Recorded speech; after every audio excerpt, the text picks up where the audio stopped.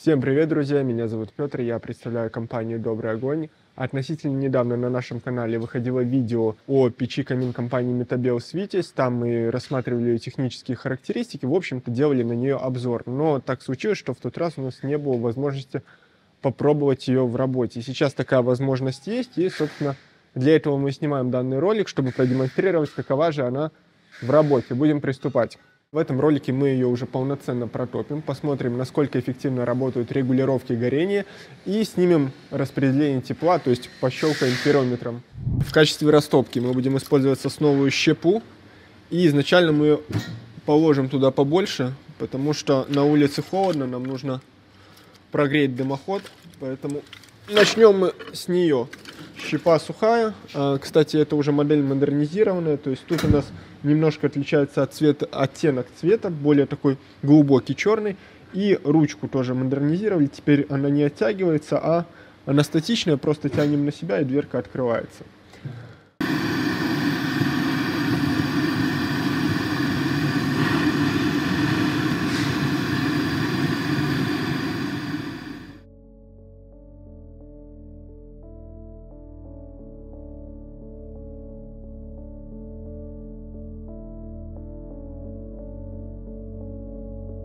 Первая закладка у нас сейчас активно загорает. Можно видеть, что за время горения первой закладки вермикулитовые стенки у нас все очистились, то есть в камере сгорания сейчас высокая температура, сажа вся выгорела.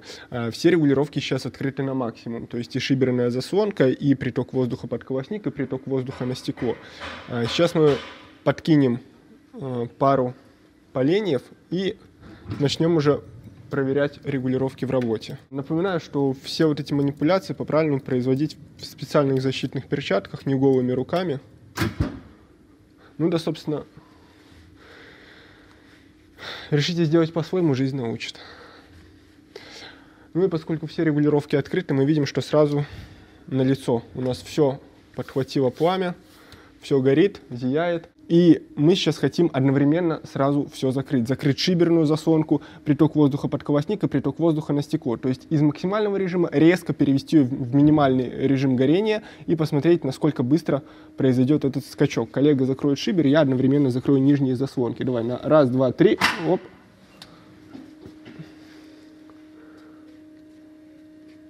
И, собственно, мы можем наблюдать сразу очень, на мой взгляд, красивый эффект такого играющего пламени, которое уже не брызжет во все стороны, а как будто плывет. Эффект по-настоящему завораживающий. Кроме того, сразу хорошо видно, как работает дождик дымовых газов. Сейчас мы это крупнее снимем, покажем. Видим, что на минимальном режиме у нас начинает появляться легкая копоть на стекле. Это нормально. Если мы говорим о режиме длительного горения, это неизбежно с любой моделью. Также говоря о копоти, я напомню, что мы используем сосну, а мы знаем, что любые хвойные породы из-за высокого содержания смол, они влияют на то, что стекло более интенсивно закапчивается, то есть больше подвержено тому, чтобы покрываться копотью. Поэтому это тоже дает о себе знать. Ну а сейчас, собственно, как я уже сказал, как вот мы одновременно все это закрывали, также мы одновременно сейчас это все и откроем.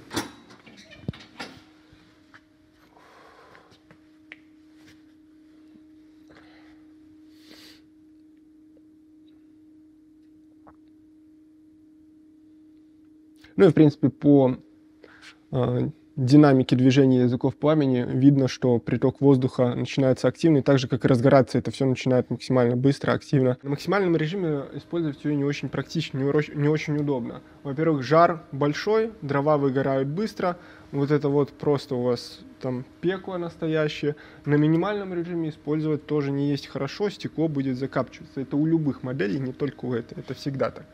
Вот, поэтому, когда у вас все разгорелось, крайний, получается левый язычок регулировки просто задвигаем, это приток воздуха под колосник. Вам он не нужен. Когда все уже разгорелось, не надо, чтобы воздух шел под колосник.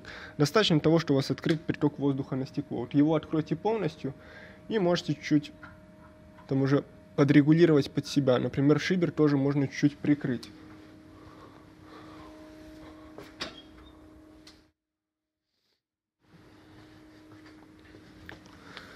Единственное, мы это все делаем без фанатизма.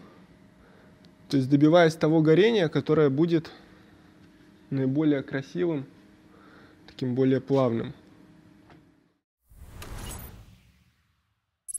Итак, последнее, что у нас по плану осталось, это снять температуру. Температуру мы снимем у основания снизу, сверху, сзади особенно интересно снять, так как там у нас идет конвекционный кожух, я напомню, и на дымоходе, на первых полуметрах.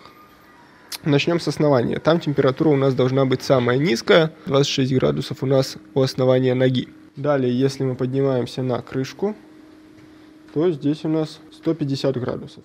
Сразу перейдем на дымоход, отсюда ближе всего у нас, 140 градусов, грубо говоря, получается. И задняя стенка. Задняя стенка, что нам особенно интересно. Если мы сверху снимаем температуру, то температура там в районе 160-170 градусов. И опускаю ниже, у нас температура, естественно, падает. И у основания кожуха она составляет в районе 40-50 градусов. Вот, то есть на выходе, что важно сказать, вот этих вот конвекционных каналов, там, где у нас воздух, у нас там температура собирается, да, больше 100 градусов, больше 150 градусов. То есть такая температура на выходе конвекционных путей говорит о том, что конвекция работает эффективно, прогрев осуществляется максимально быстро и тоже эффективно. Ну и допом снимем температуру на ручке 40 градусов. 40 градусов это значит, что в принципе-то я могу ее открыть голой рукой, но зачем мне это делать, я все равно одену перчатку, если мне надо будет. Вот. Ну и на самой ноге тоже у нас температура, как у основания, в принципе.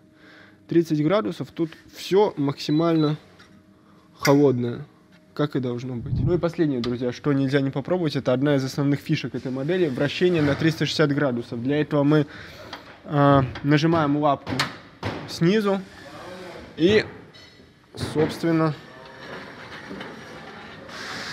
начинаем вращать. Вращается она очень легко, без каких-либо усилий.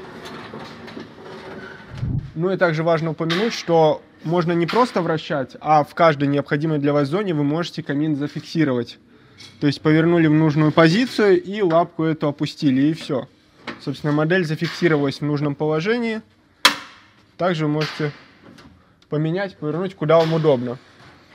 То есть это максимально увеличивает функциональность модели в используемом вами пространстве.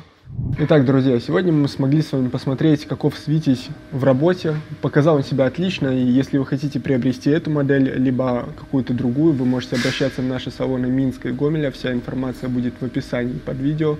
Подписывайтесь на канал, ставьте лайки и до новых встреч.